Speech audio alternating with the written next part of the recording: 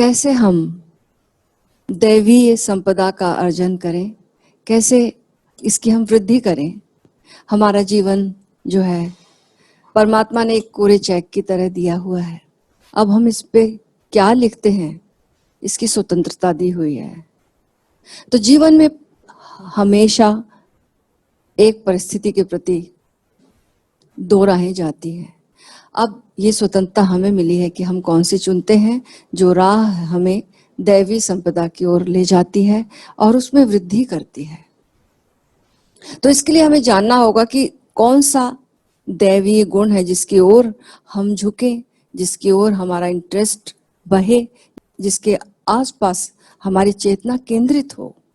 तो भगवान कृष्ण अभय को और शुद्ध अंतःकरण को, बहुत सारी उन्होंने दैवी संपदा गिनाई है, लेकिन इस सत्र में हम अभय को लेंगे कि कैसे हमारे भीतर अभय पैदा हो।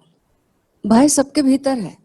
भय से लड़कर कोई अभय को प्राप्त नहीं हो सकता। आप सोचें कि भय के पार जाना है तो भय से हम लड़ लेंगे तो पार हो जाएंगे, नहीं। भय से लड़कर लोग काम करते हैं, आतंकवादी भी होते हैं, लेकिन कितना काम करते हैं, मृत्यु तक चले जाते हैं, लेकिन वो भय से लड़कर वो अभय को प्राप्त नहीं हुए। उनके भीतर भय है।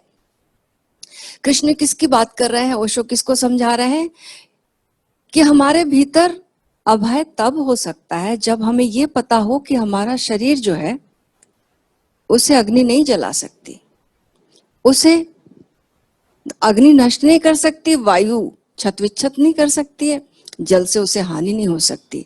जब ये एहसास हो जाए, और ये कब होगा, जब हम भय के पूरे सचेत हो जाएंगे, भय जो हमारे भीतर है उसके प्रति जागरूक होंगे, लड़ेंगे नहीं, जागरूक होंगे। कोई भी वृत्ति से के प्रति जब हम जागरूक होते हैं तो उसके पार जाते हैं।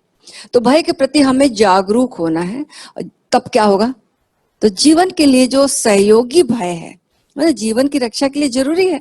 अब भय ही नहीं रहेगा, आग जल रही है उसमें पाँव डाल लोगे, सांप चल रहा है तुमको कोई दिक्कत ही नहीं है, हाँ सामने से हाथी आ रहा, तुम कैसे रक्षा करोगे, सामने से ड्राइविंग हो रही है, इतने सारे ट्रैफिक चल रहे, कैसे। तो भय तो मोटिवेशन देता है कि कैसे हम बचें। तो प्रकृति ने उतना जितना भय दिया हमारी जीवन रक्षा के लिए इस शरीर के, उतना तो बच जाएगा। लेकिन जो व्यर्थ का भय है, व्यर्थ की फोबिया है, कितने प्रकार के फोबिया है लोगों को, वो नष्ट हो जाएंगी। जब वो नष्ट कैसे हो, तो बस एक ही उपाय है सचेत होने का। और दूसरी बात यह कि जब तक हम अपने भीतर अमृत तत्व से ना जुड़ जाएं, हमें पता चल जाए कि एक तत्व है जो सदा ऐसा ही रहेगा, जिसका विनाश नहीं होता, जो शाश्वत है, सदा है। तो उपनिषद के ऋषि कहते कि यो वै भूमा तदामृतम, जो विराट हो, भूमा यानी जो विराट हो रहा, जो ब्रह्म का अर्थ है ना, वही भूमा का अर्थ है कि यो वै भूमा तदामृतम, जो विराट तर हो रहा है, जो बड़ा प्रतिपल हो रहा है। ब्रह्म का भी यही अर्थ है ना, जो विस्तीर्ण हो रहा है, फैल रहा है प्रतिपल। ऐसा ही भूमा का यही अर्थ है कि जो विराट तर हो रहा, इससे यही अमृत है। अब इससे नाता जोड़ना है, जो विराट तर हो रहा है। मरण धर्म कौन सा है, जो लघु के साथ हम जब तादाद में बना लेते हैं, तब हम क्या होगा, हमारा तब लघु से तादाद में बनाएंगे तो क्षुद्र हो जाएंगे, और फिर हमको ये पीड़ा सालती है, क्योंकि कहीं ना कहीं हमें अपने भीतर की अमरता का भी धूमिल सी याद है, जिसमें हम जी नहीं रहे, जो हमारे कॉन्शियस माइंड में नहीं है। अब हम क्या करते हैं कि हमारा तादाद में बन जाता है लघु से। लघु क्या है, अर्थ यदल्पम तन्य दर्म्यम, मतलब क्या है ये लघु है, क्या लघु, छोटा शरीर है, छोटा मन है। क्यों, क्योंकि इनकी सीमा है। इनकी सीमाएं क्या है, इनकी सीमाएं मेरा घर, मेरा शरीर, मेरा घर, मेरे लोग, ये मेरी कुर्सी, मेरा पद, ये सीमा है।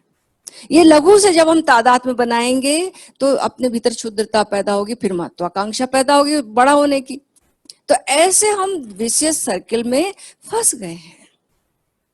जितना महत्वाकांक्षा पैदा होगी, जितनी ऊंचाई पे जाएंगे, उतनी अपनी दीनता कभी नहीं मिटती, उतनी ही अपनी क्षुद्रता दिखाई देगी। क्योंकि वो जो है वो छीनने वाला है। वो लोग छीन लेंगे, समय छीन लेगा, लोग छीन लेंगे, बाहर दौड़ चल रही है प्रतियोगिता की। तो हर चीज जो भी हम जिससे हमने तादाद में बनाया है, छीनने के लिए लोग बैठे हैं और वो छीन ली जाएगी या मृत्यु छीन लेगी। तो एक भय हमेशा रहेगा। जब भी हम लघु से तादाद में बनाएंगे, छोटे से तादाद में बनाएंगे, सीमा से तादाद में बनाएंगे, सीमा शरीर मरेगा एक दिन। शरीर को लोग कष्ट भी पहुंचा सकते हैं, मरेगा भी, तो भय रहेगा शरीर के तल पर। मन के तल पर मन भी मरेगा एक दिन, यहां भी भय रहेगा, इसकी भी सीमा है। तो इन सब के पार चलना है। कहाँ जाएंगे? तो अभय की अनुभूति होगी। कैसे ये अभय हम बढ़ाएं? तो इसकी टेक्निक ये है कि हम अपने मणिपुर चक्र को सक्रिय करें।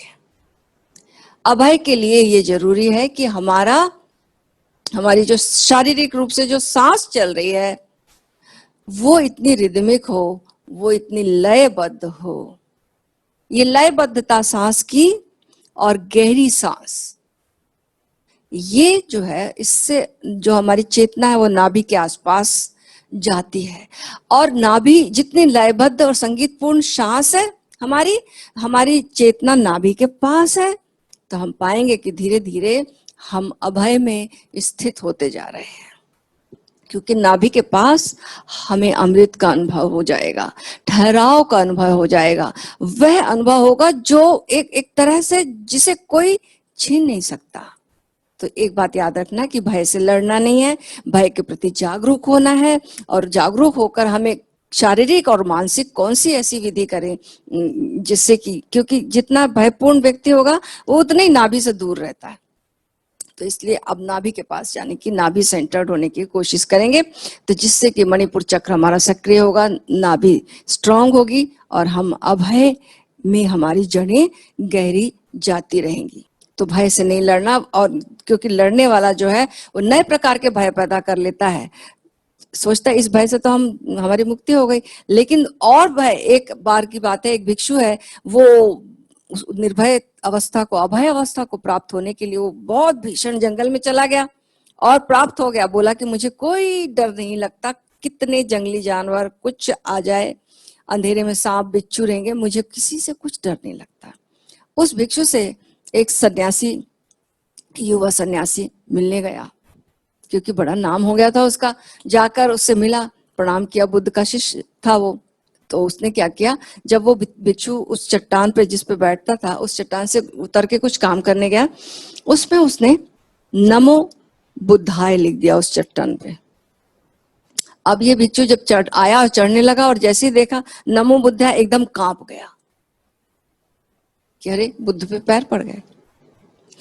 तो दूसरा यंग भिक्षु बोल पड़ा कि डर तो आप में भी है। डर का कारण बदल गया, डर तो आप में भी है।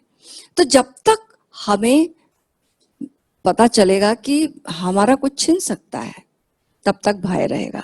जिस दिन हमें एहसास हो जाएगा इस बात का, आश्वस्त हो जाएंगे कि जो छीना जा सकता है वही छीनेगा, जो नहीं छीना जा सकता, जो हमारे साथ सदा है, सदा था और सदा जाएगा, मृत्यु के साथ भी जाएगा, उसे कोई नहीं छीन सकता। जब उससे परिचय हो जाए, उसमें उसकी याद में हम जीने लगे, उसके आभास में जीने लगे, तब हम अभय को उपलब्ध होते हैं।